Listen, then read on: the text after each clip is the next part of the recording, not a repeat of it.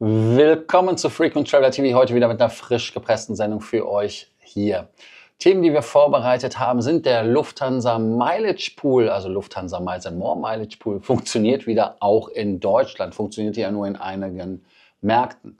Das Kartellamt hat Lufthansa lieb, Air Baltic Einstieg ist durchgewunken, dann hat Air Baltic reagiert auf die Vorwürfe von den Freunden aus der Schweiz von Skyguide. Des Weiteren ist es so, dass die Freunde von Qantas haben einen A321 XLR und zwar den ersten abgeholt und die machen nur einen Zwischenstopp, um nach Australien zu fliegen. Daran seht ihr, wie die Bude fliegt und fliegt und fliegt. Gut, die ist jetzt leer, zumindest nicht viele Passagiere an Bord, aber interessant, wie die Strecke ist. Dann geht es weiter. In Indien, Air India kämpft mit Passagieren, die Reptilien, anderes Zeug mit ins Flugzeug bringen. In dem Fall war es eine Schlange. Also Schlangen sind Schlangen, Reptilien. Könnt ihr unten kommentieren und sagen, was ihr davon haltet. Dann Condor spricht mit American Airlines über eine Kooperation. OneWorld? Höre ich dir trapsen? Ich weiß es nicht. Und wir haben Oman Air, neues Mitglied bei der OneWorld. Also lasst uns direkt starten, nachdem ihr den Kanal abonniert habt, die Glocke angemacht habt, ein Like da gelassen habt, aber auch kommentiert, abonniert und aufs Cool eure Kommentare schreibt. Das erste Thema, was wir haben, ist das deutsche Kartellamt. Das Kartellamt hat sich dazu geäußert und gesagt, ja, Lufthansa-Einstieg 10% darf durchgehen. Und das Bundeskartellamt hat halt wettbewerbsrechtliche Bedenken gehabt, aber hat gesagt, nee, auf Strecken zwischen Deutschland und Baltikum bestehen Wettbewerbsprobleme. Diese Verbindungen gelten jedoch als Bagatellmärkte mit Umsätzen unter 20 Millionen Euro, wodurch die Behörde keine rechtliche Handhabe für ein Verbot hat. Also ich wusste gar nicht, dass es auch Bagatell-Sachen gibt und 20 Millionen als Bagatelle zu bezeichnen. Interessant, aber so ist es. Air Baltic ist mehrheitlich im Besitz des lettischen Staates. Also nicht nur, dass die Lufthansa sich beteiligt, sondern man möchte auch hier im Baltikum, und ich bin gerade in Tallinn, wie ihr hinter mir seht, möchte man dann auch lustigerweise dort die Leute aus der Aviation Enklave Estland, glaube ich, und Litauen damit reinbringen. Warum Enklave? Ganz einfach deshalb, weil man gerade bei X-Fly das Ganze, man hat gesagt, machen wir nicht mehr. Ne? Also ist auch so ein bisschen spannend. Ich mache mal kurz das Bild so ein bisschen in die Richtung, dann läuft das auch besser.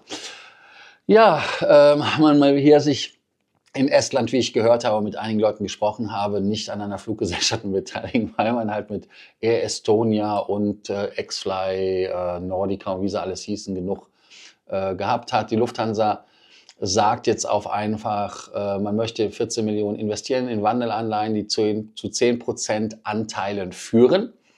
Und man erhält dafür ja einen Sitz im Aufsichtsrat. Ja, das Kartellamt erwartet, dass Air Baltic künftig die Interessen der Lufthansa bei Entscheidungen berücksichtigt. Also heißt es Einflussnahme. Ist ja logisch, wer zahlt, schafft an. Oder wie heißt das so schön? Auf jeden Fall wird die Lufthansa da durchaus mehr sagen können. Air Baltic ist zuverlässig im Wettbetrieb. Wir hören nachher ja noch eine Geschichte aus der Schweiz, wo die Air Baltic fliegt. Ich hatte ja auch Optionen, um mit Air Baltic aus dem hohen Norden nach Frankfurt zu kommen zum Stammtisch. Wir haben am 4. bzw. am 5. Stammtisch Themen. Also ich bin da in Frankfurt vor Ort. Wer sich treffen möchte, kann sich gerne melden. Auf jeden Fall ist es so, dass wenn Lufthansa die komplette Kontrolle übernehmen würde, dann würde Kartellrecht greifen. Also da sind wir noch ein bisschen weit weg. 10% sind halt nur 10%. Air Baltic hat im zweiten Thema sich zur Skyguide-Kritik geäußert. Also eigentlich müssen wir ja früher anfangen. Die Swiss hat sich bei der Skyguide beschwert und hat gesagt, ja, die Flugsicherung hat da so ein paar Probleme, man hat nicht genug Traffic und so weiter und so fort und hast du nicht gesehen. Und jetzt ist es so, dass man halt bei der Skyguide möchte, dass bei Hansens, bei Hansens, aber bei der Swiss, dass man sagt, ja, ihr habt aber auch ein Problem, und zwar mit eurem Wetlease-Partner. Und zwar ist es so, dass die Runway 16, die 3700 Meter lang ist, wohl von vielen Air Baltic Maschinen benutzt wurde und hört, sie haben doch nur 220, 300er, also insofern keine, die normalerweise diese lange Runway benutzen sollten. Und damit ist es so, dass die Skyguide die Air Baltic für diese Störung verantwortlich gemacht hat. Air Baltic hat gesagt, aufpassen, nein. Nur rund 12% ihrer Starts in Zürich nutzten die Startbahn 16. Der größte Teil erfolgt von Piste 28, der Standardstartbahn. Die Nutzung von 16 sei betriebsbedingt notwendig gewesen, zum Beispiel wenn wegen Flugzeugkonfiguration, Triebwerksspezifikation, Rückenwindbeschränkungen, Wetterbedingungen wie starker Wind. Air Baltic betont, Piloten seien nicht angewiesen, mit verringerter Triebwerksleistung zu starten. Also war das eine Ente, ich weiß es nicht. Die Airline verteidigt ihr Verfahren als sicher und als notwendig. Und die Skyguide ist halt jetzt mit dem Problem wieder alleine, in Anführungsstrichen, mal gucken, wie der Ball zurückgespielt wird. Und die Swiss sieht halt die Skyguide in der Pflicht, mehr gegen Abflugverspätung in Zürich zu tun. Ein interessanter Fall. Ich würde sagen, ich lehne mich zurück und nehme Popcorn. Und wir warten, was dort passiert. Ein Flugzeug, was wie der A220 auch sehr effizient fliegt und gerne von mir geflogen wird, ist die A320er Serie, aber jetzt in der Version 321 XLR. Normalerweise habe ich ja hier irgendwo dieses Modell davon stehen in der Luft, in der Airbus-Malung, wie es zum ersten Mal in die Luft gegangen ist. Da war das Wort Luft im Text. Und die erste Maschine vom 321er XLR-Typen ist an Qantas gegangen, also für Qantas. Die erste ist ja eigentlich woanders hingegangen. Die Maschine verfügt über 197 Plätze, darunter 20 Business-Class-Sitze und hat auch GTF-Triebwerke. Qantas hat 40 A321 XLR bestellt, 28 für die eigene Flotte, 12 für den Billigableger Jetstar. Geplanter Einsatz ist auf Inlandsstrecken in Australien, später auf sekundären Asienrouten. Und jetzt kommt die Überführung. Die sind aus Finki, also Hamburg-Finkenwerder, am Montag um ca. 9 Uhr gestartet. Dann gibt es nach 9600 Kilometern einen Stopp in Bangkok. Und danach geht es nonstop mit 7600 Kilometern nach Sydney. Also gesamte Reisedauer 21 Stunden reine Flugzeit. Danach ist es so, dass die Maschine bislang so weit geflogen ist wie bisher keine andere Airline mit einer 321 XLR ohne weiteren Zwischenstopp. Die Ankunft von der Victor Hotel Oscar Golf Alpha in Sydney wird am Mittwochmorgen erwartet. Die Bedeutung des A321 XLR für Fluggesellschaften, aber auch für Qantas ist natürlich ganz wichtig. Denn die Strategie ist folgendes: Man erwartet ja weitere Maschinen von Airbus, die A220er kommen wieder, mehr rein, 350, 1000er. Also das heißt, man hat vom kleinen Ende bis zum großen Ende alles durchgebucht. Und diese ultralangen Non-Stop-Flüge werden natürlich mit der 23 voll beladen nicht so möglich sein, muss man der Ehrlichkeit halber sagen. Aber es ist schon spannend, wie dieses Flugzeug performant ist. Und ich hatte ja anfangs gesagt, naja, ich mag ja eigentlich 320er fliegen, aber nicht länger als 3-4 Stunden.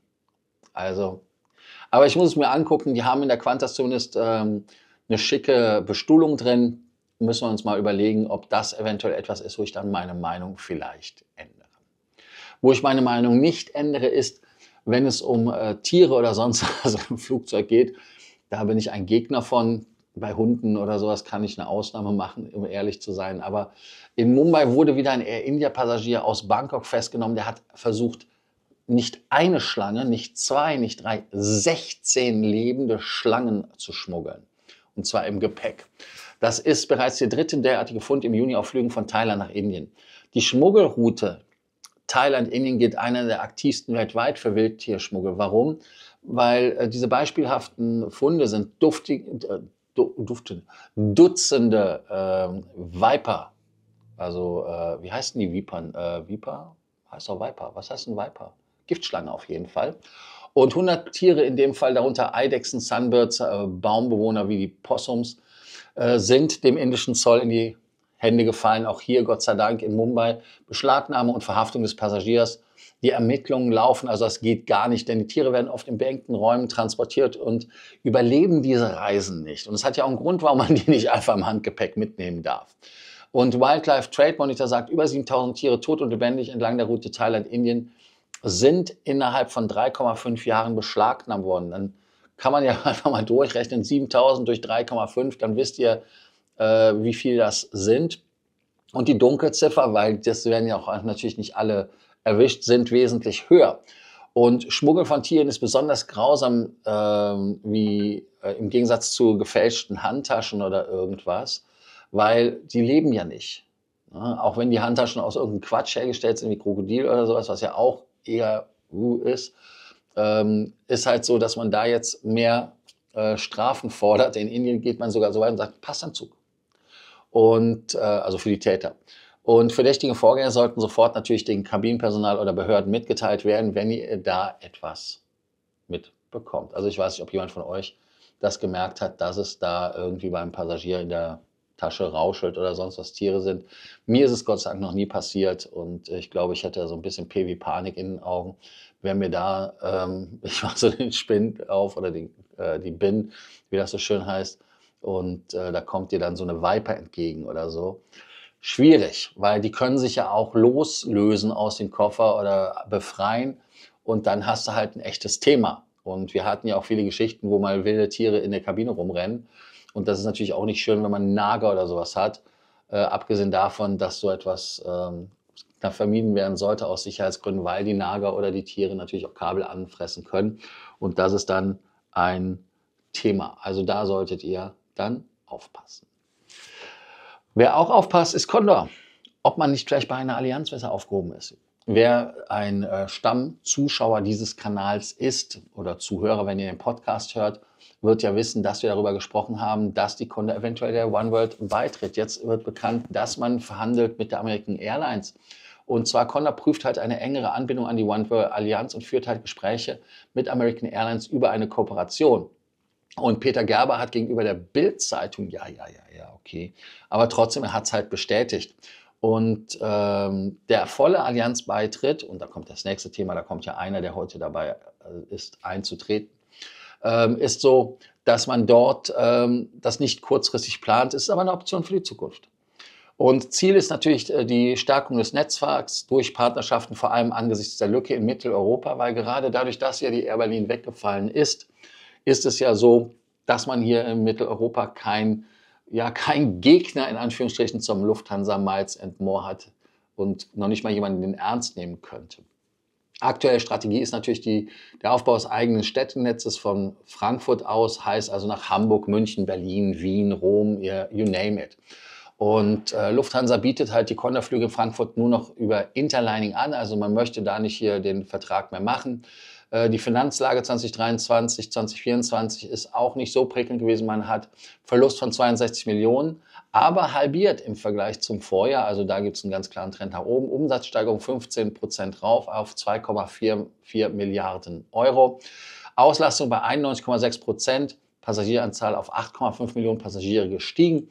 Auslastung haben wir gesprochen, operativer Gewinn im Q1 Oktober, Dezember 2024 von 52 auf 113 Millionen gewachsen. Eigentümerstruktur ist relativ überschaubar. Investor ist der Attestor, die finanziert Condor, könnte mittelfristig aber natürlich einen Exit anstreben, weil die wollen ja auch irgendwann mal das Geld realisieren. Und wer wird als Käufer gehandelt? IAG, ja, die Freunde von der Insel, die ja die Iberia und die British Airways und andere Fluggesellschaften schon haben. Und ich glaube, dass die Condor in Deutschland da relativ gut von denen übernommen werden kann, weil man ja gerade gegenüber der Lufthansa Paroli bieten will. Aber ja, wir erinnern uns, Deutsche Bär. Ja, das war ja auch mal so eine British Airways Veranstaltung in Deutschland, die ja dann leider nicht so ganz geklappt hat und dann in Air Berlin und im Nichts verschwunden ist. Die Überlegung ist halt, dass halt die OneWorld sehr stark ist in Nord- und Südeuropa. Im Norden haben wir natürlich Finnair und andere. Im Südeuropa haben wir dann natürlich dann die Iberia und auch wieder andere. Aber in Mitteleuropa passiert halt gar nichts. Condor könnte halt diese Lücke teilweise schließen und in Nordamerika von einem größeren Netz profitieren, wenn sie nach Nordamerika fliegen. Und der Allianzbeitritt ist natürlich so, dass das Geld kostet und muss sich wirtschaftlich rechnen. Aber das muss man halt sehr, sehr stark rechnen, aber auf der anderen Seite hat man halt Vorteile, wenn man in der Allianz ist und vor allem auch in der richtigen Allianz. Wir haben ja gelernt von SAS, dass sie in der Star Alliance, obwohl sie Gründungsmitglied waren, nicht gut aufgehoben waren und behandelt worden sind.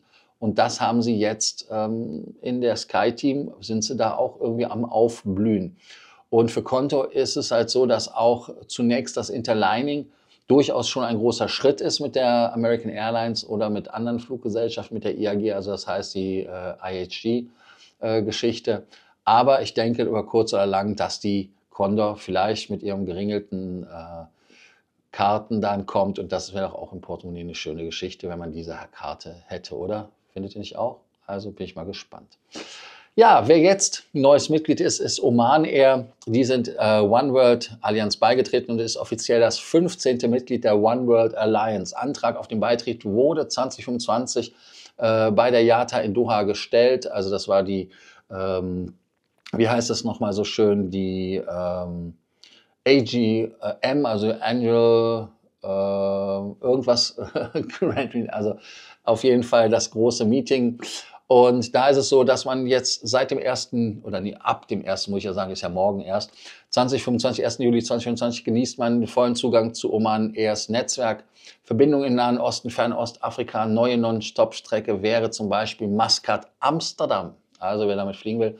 Vorteil für die Flieger ist halt Sammeln, Einlösen von Meilen, Statuspunkte, Priority Check-in. Halt den ganzen Quatsch, den wir ja alle kennen, den wir mögen, den wir lieben, der ja auch leider geil ist. Und Oman Air Hub Muscat ist auch ein interessantes und schönes Ziel. 42 Ziele in 22 Ländern. Dar es Salaam, Zanzibar, Bangkok, Kuala Lumpur, Manila, Jakarta, London, Frankfurt, Paris, Istanbul, Dubai, Doha, Jeddah, Riyadh, Delhi, Mumbai, Kochi, Chennai. Man hat bei den Produkten natürlich auch einige Highlights, 3 Klassen, inklusive Business Studio mit Suiten auf Langstrecken, zahlreiche internationale Auszeichnungen hat man bekommen, die Apex World Class für Lounge und Service. Und das Vielfliegerprogramm hat halt dort, ja, ich sag jetzt mal, ein gutes Potenzial. Also stärkt die Präsenz im Nahen Osten, verbessert die Verbindung zwischen Europa und Asien und hört, ja, Katar ist ja auch da und Katar unterstützt natürlich das ganze Thema nicht nur wohlwollend, sondern mit viel Liebe. Also sehr schön. Eine gute Nachricht für alle, die wieder den Family Account aktivieren wollen. Und zwar Mileage Pooling geht wieder. Und zwar kann man dort die Meilen in einem gemeinsamen Pool sammeln. Teilnehmerzahl sind 2 Erwachsene ab 18 Jahren bis zu 5 Kinder, 2 bis 18. Ziel ist es halt, dass alle gesammelten Meilen zusammenfließen und die können dann gemeinsam genutzt werden. Wie funktioniert das? Es funktioniert so, wie es früher auch funktionierte, aber jetzt nochmal für alle, die jetzt Jahre nicht darauf zugreifen konnten, nochmal erklärt. Erster Schritt im Heißhunger-Konto Mileage Pooling aufrufen, 2 anderen Teilnehmer einladen. Nach der Annahme wird der Pool nach 7 Tagen Prüfzeit aktiviert. Während dieser Zeit bleiben Meilen im persönlichen Konto und sind normal nutzbar. Erst danach werden neue Meilen direkt im Pool gutgeschrieben und können gemeinsam eingelöst werden.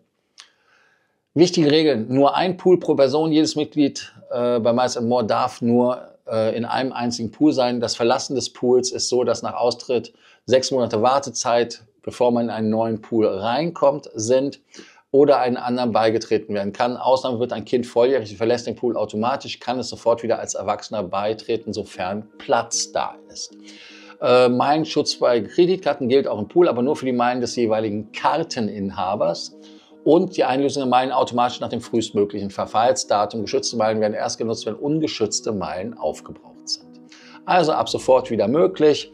Nach einer Pause ist es halt wieder für euch möglich, das Ganze zu nutzen. Ihr könnt ja schreiben, wie toll ihr das findet. Und ich denke mal, das ist toll, wenn man die Meilen zusammen wesentlich schneller bekommen kann als vorher.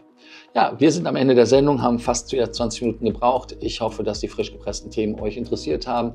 Ihr könnt ja wie immer den Kanal abonnieren, die Glocke anmachen, ein Like da lassen, kommentieren, abonnieren, aufs Cool sein. Und ich freue mich, wenn ihr bei der nächsten Sendung wieder dabei seid. Und ihr könnt den Abspann wieder genießen. Also bis dann, ciao, ciao.